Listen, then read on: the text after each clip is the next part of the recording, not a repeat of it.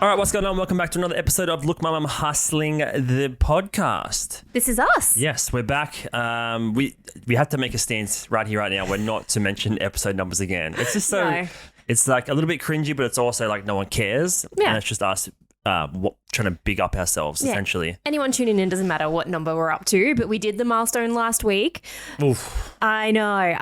It's not going to mention it, but we predicted the future. I'm just saying we might be psychic. A little bit. We did a little bit. Well, there is a $200 million lotto next week, so Ooh. maybe we could just guess some numbers right here, right now. Yep. All right, I've got the feeling we might be able to win. All right, let's how many numbers do we need? There's probably like 6 or 7, so give me a number. All right, I'm going to... you always want to pick your lucky numbers, right? So I'm going to say 18 is one of them. 18, yep. You go one. I'm going to go 2. 73. Oh, I Can you pick that high? think that's a too high a number. All right, I'm going to go 22. I'm going to go 8. 31. I'm going to go... Oh, it's quite a close range of numbers. I'm going to say 19. I'm just going to what do you feel? 1, 2, 3, 4, 5, 6. You get pick the Powerball number. All right, 4. 4. All right. Take a photo of that. We'll put a Pick those ticket numbers. on. 18, 2, 22, 8, 31, 19, and 4. Mm-hmm. Fingers and toes crossed. Yeah, fingers and toes. Can anyone probably there's somebody on Ripley's Believe It or Not or whatever that can cross their toes? You think it's that dramatic of a skill? It's going to be on Ripley's. Out of the 8 billion people, there's the one person that can cross their toes. Believe it or not. If you could be on Ripley's, what would you be doing? Now, what would you... Obviously, we don't have any dramatic or, super unique skills. Mm-hmm. What skill would you want to have to make Ripley's? Just trying to think, because it's like... Some of it was like creepy stuff, right? Like it was going into the deep dive stories. I don't know, like levitating or something like that. Believe it or not. Yeah. I like the guys with the... I like them, I guess, just to save ourselves the torment of me pondering for too long. The guys with the super long nails. Have you seen those guys? Yes. Yep. And they're like 1.5 meters long fingernails. Yep. And they're always in India or something. Yeah, some kind of but like they generally are. Well, it's like the monk kind of Buddhist. It's like I suppose, yeah. It's like the Is it just a form of stoicism? Stoicism discipline. Like this is my discipline. This is like my sacrifice. Like I'm going to be just growing this. I'm going to be like not stagnant, but like the people that just like sit in one spot for like 300,000 hours. Yeah. Yeah. So you just crawl and just scrape behind them. Yeah. It'd be good for ploughing a field. Maybe. Well, you see the girls with like the really long nails and they're trying to like open stuff or like drink water and if you can watch the video version, I'll try and pretend I have really long nails. They got nothing on Ripley's guys. I know, you just like trying to hold something. I've got to see one just for visual reference. No, Ripley, it's kind of longest fingernails. Because it's like Shalal, 82, recently retired his fingernails to Ripley's. Oh, he gave them up after growing them for 66 years. They had a combined measurement, so it's kind of a cop-out measure. Like, we want to know the measurement of one. You can't just adding them up like false statistic. His thumbnail was the longest, 77 inches, 2 meters. Oh my God. And I like get upset when I break a nail. Could you imagine when like if this person breaks nails, only one hand? Oh, man. I guess you'd need the other 2 hand meters? to like If you don't have shivers down your spine right now, you're not human. No. Look at this, man. Far out. Why? I don't know. Something. I wonder if it takes supplements. I know you, like hair's made out, the fingernails are made out of the same, it's keratin, right? Yeah. As hair. So You'd have to. You'd probably be able to take some supplements to make them grow faster. You'd have to. Or like, do they just like keep growing and then they just, I don't know, like they just become stronger? I mean, each to their own. To me, Right, I'm little just gonna creepy. swap that over. Let me know in the comments. Sound off in the comments. 2 meter long fingernails, creepy or not. I mean, look, this one's curled up. It's like a snail. A snail, they just like curl it up because it'd be soft at one point. You know how like washing the dishes or whatever and your hands get No, I a bit reckon that'd be soft? hard. I reckon that'd be rock hard like a tortoise shell. Well, no, but like you can make it soft, so like they'll probably just curl it. Oh my God, ew. All right, I'm switching that over. Start doing, like, how you do the love with your sign with your hands. With your just nails. do it with your nails, yeah. Yeah, make a love heart symbol. Nail art, the 2.0. Ripley's. There was always Ripley's, and then it had like the Superman dude from like Lois and Clark was like one of the hosts at one point, right? What's his name? Can't even remember. Didn't he? I don't know, I've been getting the Supermans mixed up. Lois Clark. That was one of my favorite shows back in the day. Lois and Clark, yep. Superman. No, you're thinking of Christopher Reeves. Yes. Yeah, but no, this is the newer one. Well, not too new. I mean, it's 1993. Mm-hmm. Dean Cain. That's his name. And I just remember like the first episode, it's just like vivid in my mind for some reason of like when he moves to Metropolis and like he's doing up his place and like Lois like knocks on the door and he opens it up and everything's like not painted and stuff, and she comes back 2 seconds later and the house is all like painted and stuff, and he's just like, oops. Mega MILF Terry Hatcher. Yes, because she was on like Desperate Housewives and stuff. Right? I was pretty into Desperate Housewives for a while. I guess it was just surprised. like it was just 6 MILFs hanging out all the time, drama, getting involved in murders and things. How can you go wrong with that? No, I was a big Smallville fan. Love Smallville. All right, you're into teens, I'm into mums apparently. And look, Mum, we are hustling. Yes, that's us. We're here. All right, today. what's happening this week? There's actually been a little bit going on. Like we can either We didn't buy coffees this morning. We're really hustling because we're not paying Mum, someone. we're pinching pennies. Well, with the economy the way it's going, Ooh. we might be pinching more than pennies. But home coffee's just as good. We don't always just have milk lying around. Not milk, but like oat milk because we're fancy. Sorry, I need to shut down this Terry Hatcher tab. No, that's right. You're getting distracted. You'll be like, oh, what is Terry Hatchet up to? I'd take my 200 million and go and visit Terry.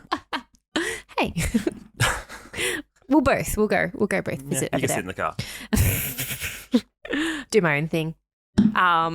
Coffee, yeah. Yeah, coffee's good. But yeah, there's things that are going on. So obviously there was like the Golden Globes. That's always like kind of 3 weeks interesting. ago. I know. We're that's too behind? Yes, we're not living under that many rocks. That's fair. There's been some more like tech layoffs. It seems to be happening all the time. But the interesting... It's what everyone's... I know in the eBay world, everyone's kind of crying wolf about it. Yeah.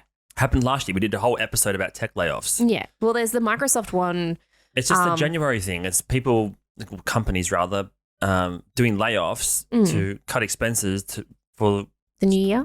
Well, for the new year and different quarter earnings and reports and being beholden to shareholders and things like that. I guarantee if we went back every year, because we've been doing this podcast not that long. Yeah. And I guarantee if we went back every January, there's layoffs every January. Yeah, potentially, because I know we talked about a huge one. It's just, the Microsoft one, they've just had that valuation and they just laid off people from the gaming, so that because they've acquired Activision and stuff, so they've laid off people within those particular areas. So they've acquired it and they're like, we don't need you guys, so we're going to, just lay off some people. Or unless if they acquired it, they'd be like, yo, you're spending too much on employees, you got to let some of them go. Well, these companies that are worth billions of dollars, they're so nuanced, we can't even begin to fathom the decision making that goes into it or anything. We make a couple of $100,000 selling things. Yeah. And we can't really have an idea of what it's like to operate at that business with thousands of employees and, a publicly traded stock and everything like that. Yeah, so, we've got evaluated. I'm not going to sit here and speculate and sound dumb for an hour. No, let me see. 20 minutes maybe? Not an hour. Not an hour. Because the evaluation was like pretty crazy that they did. Where is the thing is, eBay did the same thing. They laid off, I think, 1,000 people, 9% of their workforce. Yeah. It's not like they're going to lay off. Like, it's a very strategic move. They're not going to lay off people without running the numbers of like the manpower and things needed to operate that business. So they obviously lay off an amount that they can think they can manage without. Yeah, so it was 1,900 Activision, Blizzard, Xbox staff in one day after a $3 trillion evaluation. Yeah, it's insane. Video games, man. Look at Grand Theft Auto we talked about a couple of weeks ago. Goes off, pops off, as they say. Pops off. Man, the comments on the Grand Theft Auto shorts and TikToks, people are pretty... They're passionate, you could say. Very passionate. Yeah. Even the Stanley Cups, people are just like... People are... Like someone called someone a sheep, like they're sheep for like following all the Stanley Cup hype. I thought they're calling us sheep. No. They're calling like the people that are after all the hype around the Stanley Cups and stuff as well. There is a lot of... the drinking cup, not the hockey cup. Yes. Just the comments on TikTok are hilarious. Yeah. And look at us. Look at us doing our shorts and stuff like we wanted to. Yeah, let's not get into that because it's... we're behind on where we want to be. We could be, so I don't want to talk about it. Fair enough. Yeah. Want to keep a positive mindset, PMA. Positive mental attitude. That's positive mind, yeah. Yeah, same thing. Positive mental attitude, positive mindset. Well, positive mindset would be positive PMS. That's already taken, unfortunately. Let's rebrand it. Yeah, let's rebrand it. PMS. So what? Let's hit some topics. What's happening this week? Yep. The Golden Globes is from literally 3 weeks ago, and we missed that boat. So let's skip that one. Yep. So got Oscar nominations, but again, that's kind of boring. Interesting, because I know you talked about tennis on your own podcast. Djokovic. Sounds like a gay porn star, Djokovic. No, everyone knows who he is anyway. Lost. But the one thing that I thought was really interesting about it, he was when he kind of explained like, look, I like played my worst game ever, just the sportsmanship around it. Because like, you know, he's won so much, right? And these people that have won so much or have like is like number one in the world, right, for tennis or whatever, could have a massive ego knowing that they're number one, but he didn't. He was like super humble about it. He's like, look, I played my worst game, they played at their best, like I concede, you know, like he's that self-reflective enough to he's realize super rich. I think he's worth like $300 million or something. Well, we're looking the other day about how much all the opens were worth. Like so it's I think it's $3 million prize money for the winner. But Djokovic is the fan favorite just because he's been.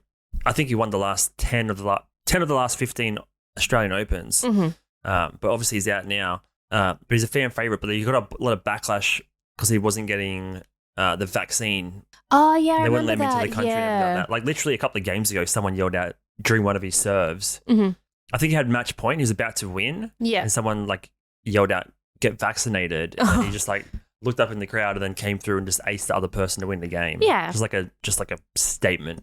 But yeah, it's one of those things like the LeBron James type thing. He's kind of loved so much.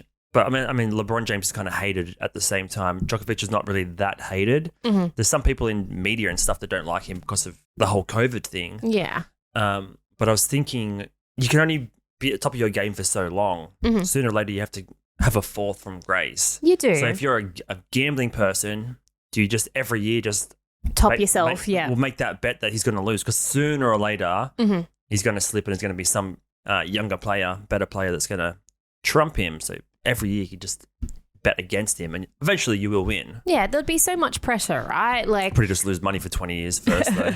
Maybe. But there was just so much pressure and I just think I don't think it has pressure. Oh, you'd put that, I guess, pressure kind of on yourself to be like, I want to perform my best. And then I guess just some days you just don't have your best. I think at that level, because you've done it so many times, if it was the second or third time and he was trying to win, I think there would be pressure. After 10 times, you already know you're great. You just have to not slip up. Like last night was the women's final and Sabalenka won. She won last year and she won this year. And like comparing that to Djokovic, I imagine, after 10 or so wins and the Grand Slam of just the Oz Open he's won, let alone everything else he's won, I don't think it'd be that much. It'd be pressure, but it wouldn't be like your life's depending on it, your career, your legacy's depending on it.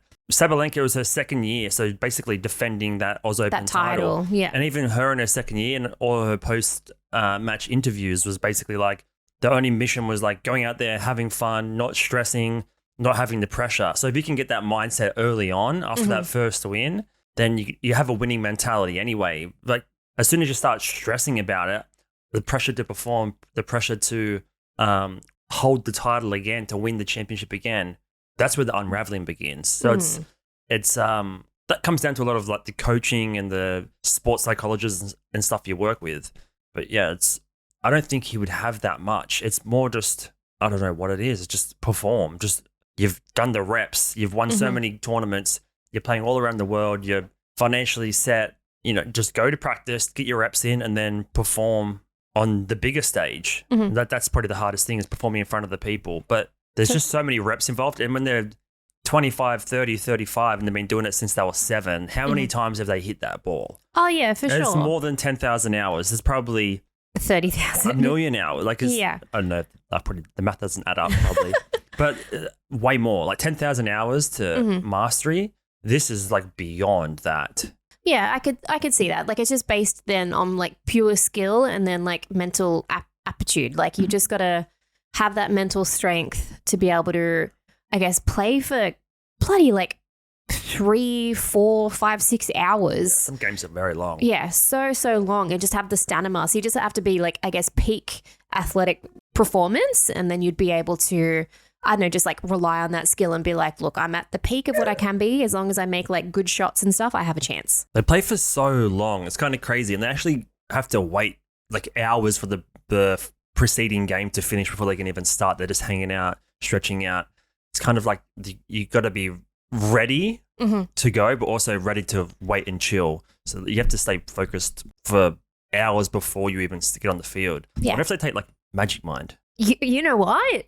Maybe. Yeah, because you don't want like caffeine, right? Because caffeine can kind of make you. Well, yeah, you'd burn out fast because when you see them having their little intermission breaks between sets, they're usually just drinking water or having some like electrolytes like a marathon runner would kind of have just for some quick glucose. Or that liquid, like it looks like a liquid yogurty type thing, but it's more of probably just like a protein shot or whatever, right? They wouldn't be, coffee, you'd probably the last thing you'd want. Yeah. Well, like I guess if you had like a Magic Mind with like matcha and... maybe we should just drink some Magic Mind and see if we can be all-stars. Oh, could you imagine? Be like you have a Magic Mind and you're just great at like sports or like, you know what? The tennis companion. Have you ever played tennis? I have in high school and I used to have a friend in like year 8, year 9 and she played like tennis all the time.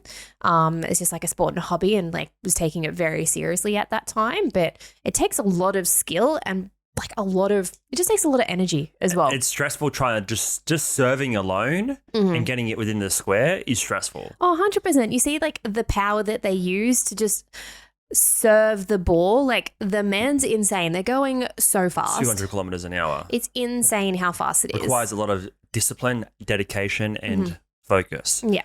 So that's where a Magic Mind can kind of come in handy. It could come in. It could help you because one thing that Magic Mind will do is kind of just balance out the stress and the anxiety and things a little bit in your life. It gives you a nice little hit of L-theanine, some matcha, and just give you a nice steady flow of energy.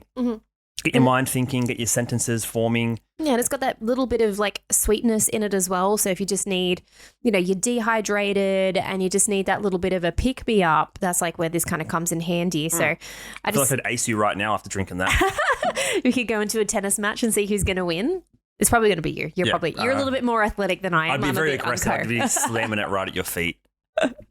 You're very competitive and I'm just like, yay, go team. So yeah, Magic Mind, great little juice energy shots. They call it a productivity shot. And I wish we had more of them because I think we should drink it at the start of the episode because we usually have it right halfway through. Yeah. And then it kind of kicks in right when the episode's finishing. And that's when I'm chilled out. I kind of just want to put my feet up instead of going to edit the episode and doing all the work. Yeah. But it's got matcha in there for a nice little release of caffeine, very slow release. Yeah, the lion's mane just helps with that, mental clarity. It's really, there's heaps of science backing how good lion's mane is for you. It's nootropics.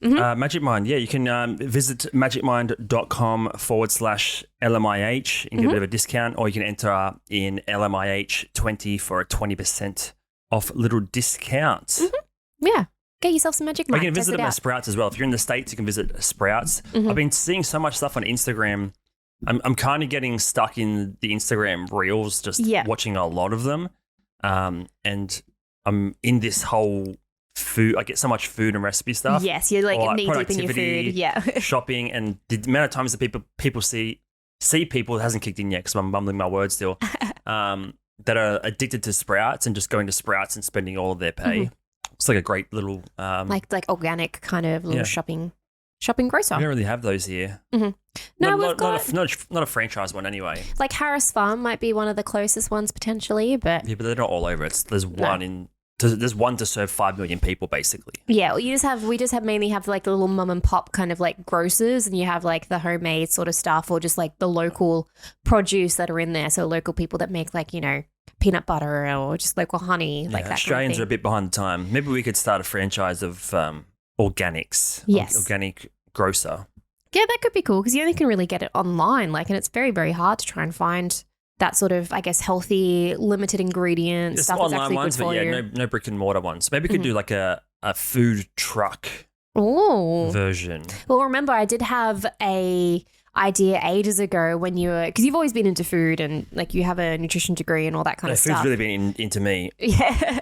But Drew's Delights, like just making kind of like healthy sort of dessert treats. Drew's Delights delivers. Don't like the name. Don't like the alliteration. There's almost too much alliteration going on. Da da da. Dun dun dun. Da da da. But yeah, it could be cool. We could make some good healthy stuff. I made brownies the other day. Don't make it. Just sell it. Buy and sell. Flip it. We're resellers. Oh, that's true. Find someone who does it well and then be like, yo, we can sell this for you. Yeah. Yeah. Make a little bit of profit. Cut us in. Be the middleman. Could do that. Talking about mans.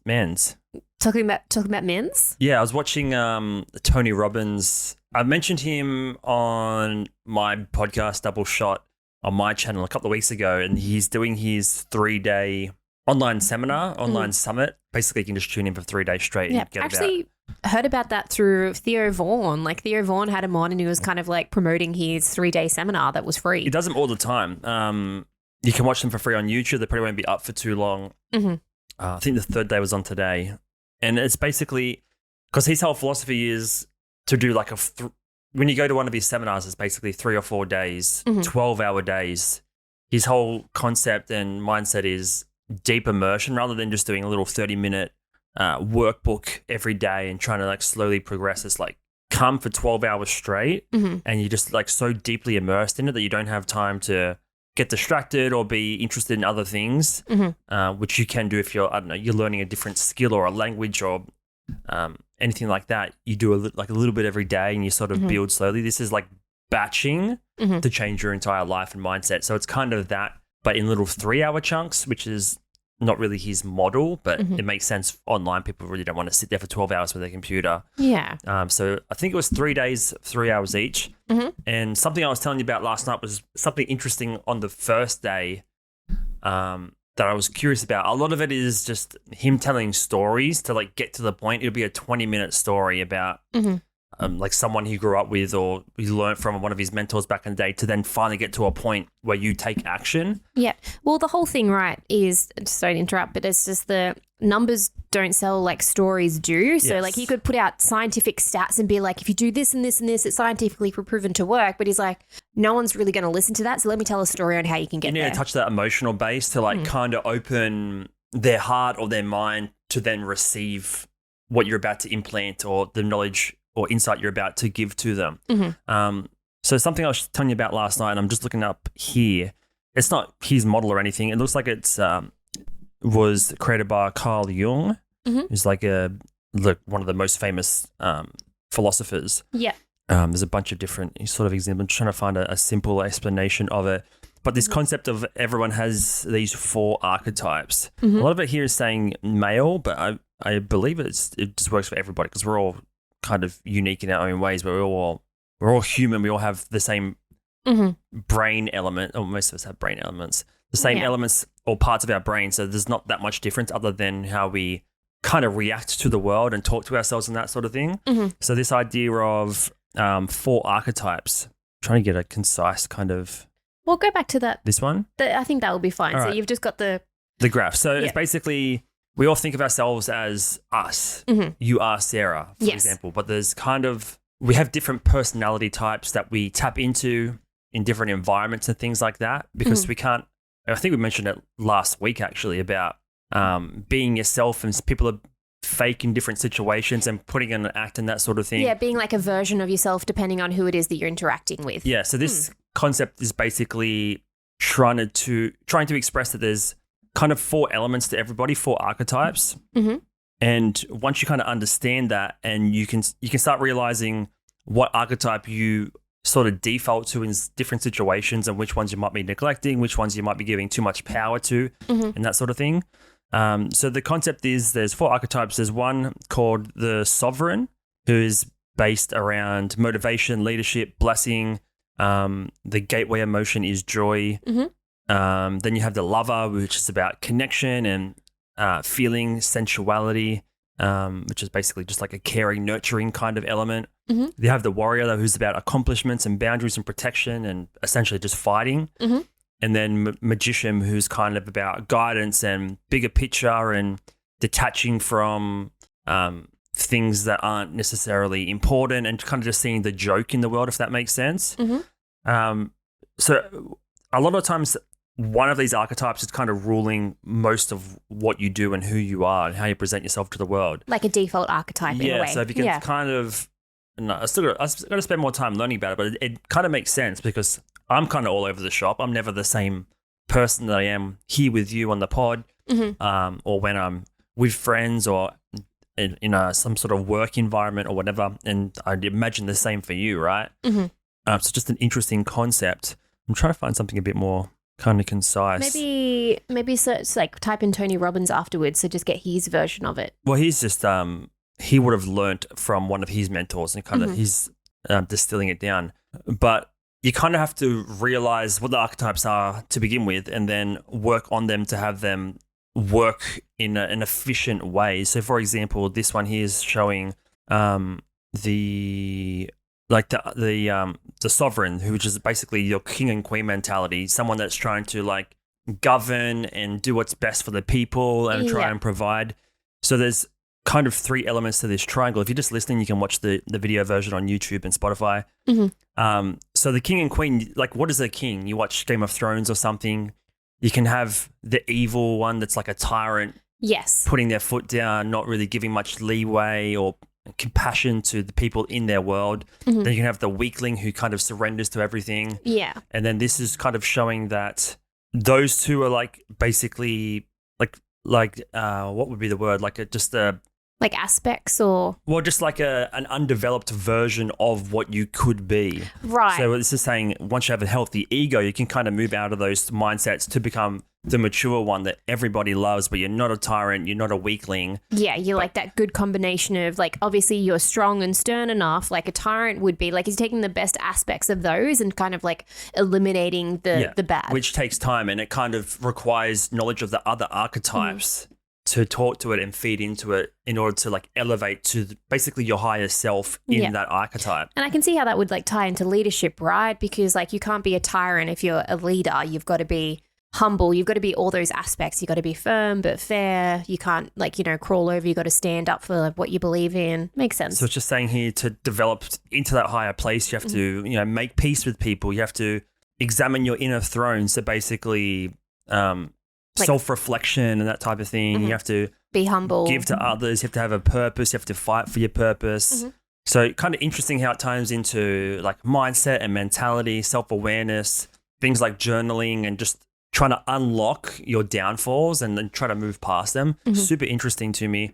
And then same goes for the warrior. You can be the sadist who like, loves just being a nasty person. Yeah, loves the drama, loves that chaos. And you can have the masochist who like, dares not have his own opinions, not to defend what he believes in, kind of just is like a pushover almost.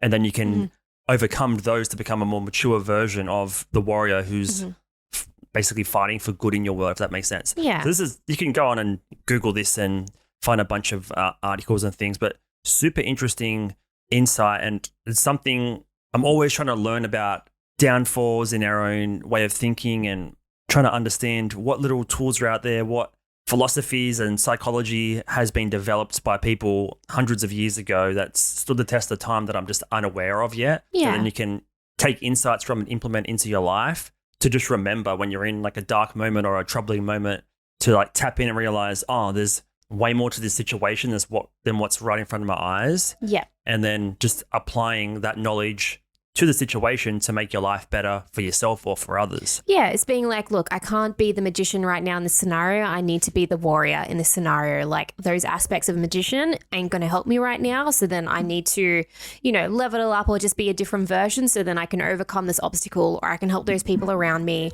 I guess just recognizing, what mode or like what type of person you kind of need to be able to, succeed in whatever it is that you're trying to do. Yeah, so I know Carl Jung is globally known as like one of the goats in terms of this world of just personal understanding and everything like that. So definitely something I'm going to look into a bit more.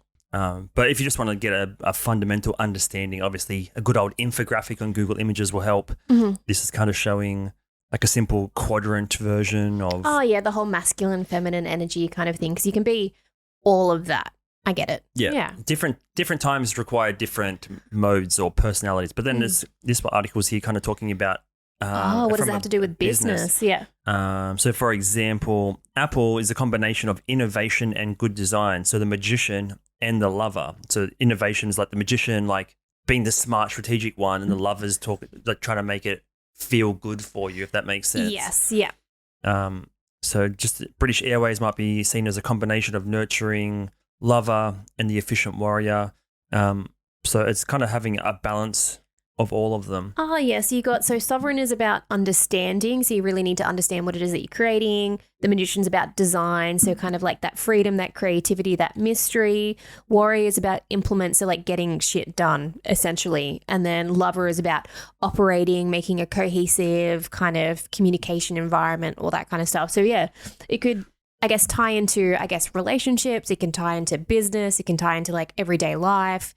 It's just knowing what each of these different like personality aspects and what traits they can bring that's going to benefit, you or your environment. Well, we've had this conversation before. We're very different people and we try and we do a lot of things together. We do the podcast, we do videos. Sometimes we have business together, relationship.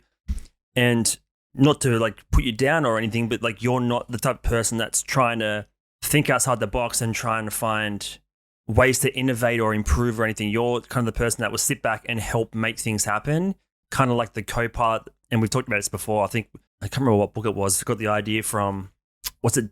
Not Deep Work. I think it might have been Deep Work or something like that. About the difference between an innovator and an implementer. We talked about this before. No, I think it's like a Gary Vee thing we're talking about potentially. Innovator, implementer. I think, and just the balance, the like kind of the yin and the yang. Yes. Because I'm very much like in my role at work, I'm I guess you could say like sovereign, right? And then at home, and then very much like the lover sort of scenario where you're very much like magician and warrior in a way. Was it Deep Work or Make Time? I think it might have been Make. I think it might have been Make Time, potentially. But basically, we can't both be doing everything. We have to like realize our own strengths and own weaknesses, and then act accordingly. Are you an innovator or implementer? Innovation is necessary to solve problems. I'm trying to find, I can't remember. I've got notes about this on my phone somewhere. Mm-hmm. Goals with innovation. Okay, we're stuck in a LinkedIn portal here. Oh, no. But basically, what I'm trying to say is, like looking at this graph here, I'm kind of like in that magician to warrior mindset a lot of the time. I'm always trying to think, how can I improve? How can I improve? Like, what can be implemented? What can be improved? Where's the innovation? How can I be more efficient? Design. And then I implement a lot of it, but like I lean on you to do other aspects. And you're like, I would say you're in between like implement and operate kind of mindset a lot of the time. And then I'm the front to, I try and understand the problem and then design a solution. Yeah. And you're kind of implement and operate. We had this conversation last night. You're always willing to help. You never say no. Yeah, I'll help. Yeah, I'll help. Yeah, I'll help. So it doesn't feel like it sometimes, but like you're a warrior a lot of the time. Oh, yeah. Yeah, I could see that because I'm I'm pretty much like reacting to the scenarios, right? You're like, this is the problem. All right, okay, let's try and fix this. And I try to like act upon it in a way. I'm not much of it. And we talked about this before. I'm not very much like a visionary type thing. Like visionary, that's the word. What visionary and implementer was what I'm trying to search for. Yes. Not an innovator. I'll find it now. Keep talking. Because you're very much like big ideas, all that kind of thing. And I kind of struggle with that, like the creativity aspect of it. And I'm very good at like being like, okay, that's a problem. All right, these are the tasks that we need to do to make sure that we get it done essentially. So yeah.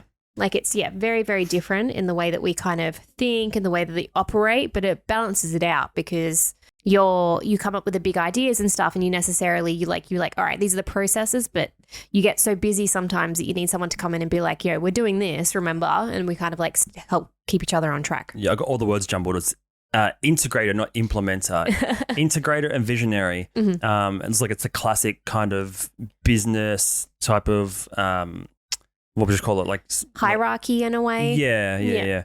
I think it's just understanding of where you operate from innately, naturally. And then once you understand that, you can start to identify what your partner or other people in your business or life, what kind of stance they're going to default in and live by and make decisions from, that sort of thing. And then it kind of takes the pressure off and takes the expectations out of it because like the person is probably going to more than likely like respond in this mode where they naturally operate from. So like me thinking there's going to be a different outcome is kind of, I'm trying to getting ahead of myself or expecting some outcome that is probably not likely going to happen unless we kind of frame it differently, if that makes sense. So once you start to understand more about this, and it's just psychology, personal development stuff, 100%, then your expectations are lowered, which means you're probably going to be more grateful and more open to different responses. Kind kind of just interesting to